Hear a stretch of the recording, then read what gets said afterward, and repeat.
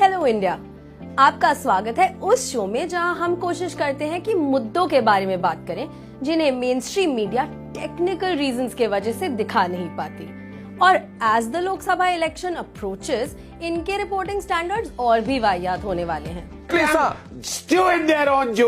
ये दिल मांगे मोर। हमारा मानना है कि in the age of Narendra Modi complemented by today's media, जहां सैनिटी और झूठ की लिमिट्स डेली बेसिस पे चैलेंज होते हैं, किसी को तो आपको ये चीजें बतानी पड़ेंगी। So let's jump right into last weeks news. Paramilitary forces marched to Jantar Mantar to protest against the Narendra Modi government's mistreatment of the armed forces. उन्होंने कहा कि मोदी जी के शासन में अभी तक ना 1 रैंक 1 पेंशन मिला है, ना जान जाने पर मार्टर का स्टेटस। अब एक नजर डालते हैं पुलवामा अटैक के बाद मोदी जी की आइटिनरी पर। जब अटैक हुआ, Modi ji Corbett national park में डॉक्यूमेंट्री की शूटिंग कर रहे थे। हमले की इन्फॉर्मेशन मिलने के बाद उन्होंने क्या किया? शूटिंग ही करते रहे। वाह क्या सीन है। उसके बाद भी ना वो किसी शहीद के घर पे गए, ना किसी तरह से सद्भावना जताई। Even when our brave wing commander Abhinandan was under Pakistani custody, PM Modi kept campaigning. But when it came to taking credit, Modi ji अलग ही लेवल पे पहुंच गए।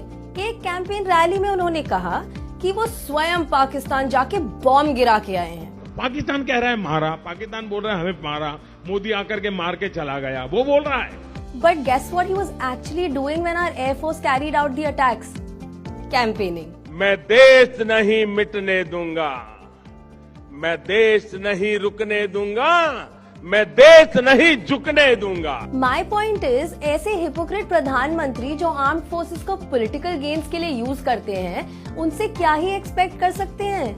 Next up, in what will be surely counted as a rock bottom moment in PM Modi's saga of foreign policy failures, US president and apparently PM Modi के प्रिय मित्र Donald Trump ने India के साथ preferential trade treatment का agreement रद्द कर दिया है।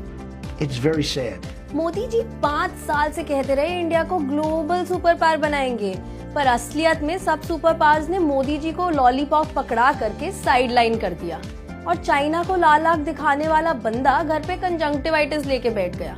मोदी जी को इस रिजेक्शन का काफी दुख हुआ होगा। हम सिंपैथाइज भी कर देते, लेकिन जब चौकीदार चोर निकला तो उसे डिफेंड कैसे करें? बीजेपी के स्पोक्सपर्सन तो हम हैं नहीं। Last week also saw the nail in the coffin on the never ending saga of the Rafale scam. पता चला कि बैंक गारंटी ना होने के कारण एनडीए की राफेल डील यूपीए डील से ज्यादा महंगी पड़ी। #we told you so। और हद तो तब हो गई जब अटॉर्नी जनरल ने सुप्रीम कोर्ट में कहा कि डिफेंस मिनिस्ट्री से किसी ने राफेल के डॉक्यूमेंट्स चोरी कर लिए। फिर 2 दिन बाद बोले कि नहीं, चोरी नहीं हुए। वैसे तो दूसरे किसी भी गवर्नमेंट के लिए ये बहुत ही एम्बैरेसिंग सिचुएशन होती, बट मोदी जी इस government keep surprising us by hitting a brand new low every day. तो इसमें चौंकने वाली कोई बात नहीं है। But a piece of advice to the BJP, अगर झूठ बोलना ही है तो यूनानिमसली डिसाइड करके तो बोलो, ताकि लगे कि एटलीस्ट झूठ बोलने में एफर्ट डाल रहे हो। प्रधानमंत्री का अपॉइंटमेंट ले लो, शायद वो ही कुछ सिखा दे। कुछ नेता तो झूठ की मशीन की तरह है, जब भी मुंह खोलते हैं धाड़ धाड़ धाड़ धाड़ धाड़ AK-47 की तरह बस झूठ ही निकलता शुरू हो जाता है। आफ्टर ऑल, कॉन्फिडेंटली झूठ बोलने के मामले में उनसे ज्यादा एक्सपर्टीज किसके पास है? आखिर में देखते हैं चुनाव के माहौल में बीजेपी की करतूत। जब से मोदी भक्तों को रियलाइज हुआ है कि आने वाले चुनाव में उनके जीतने के लक्षण कम से कम होते जा रहे हैं, तब से उनका फ्रस्ट्रेशन धीरे धीरे बाहर आ रहा है। और फ्रस्ट्रेशन रिलीज करने का उन्होंने अपना age old tried and tested formula इस्तेमाल किया है। पिछले हफ्ते आरएसएस कार्यकर्ताओं ने कुछ कश्मीरी दुकानदारों को पीटा। बीजेपी के वर्कर्स ने एक बेरोजगार नौजवान को बीच सड़क में बुरी तरह से मारा।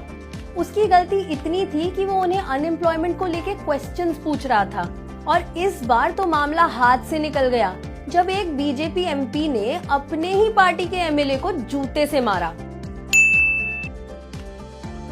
ऐसे में भाजपा के ओवर एंथुजियास्टिक समर्थकों से यही विनती है कि ठंड रखें। अगर गुस्सा निकालना ही है तो अपने सत्ता में बैठे इनकॉम्पिटेंट मिनिस्टर्स पर निकालिए, जिन्होंने असल में 5 साल बस पार्टी और देश की नाक कटवाई है।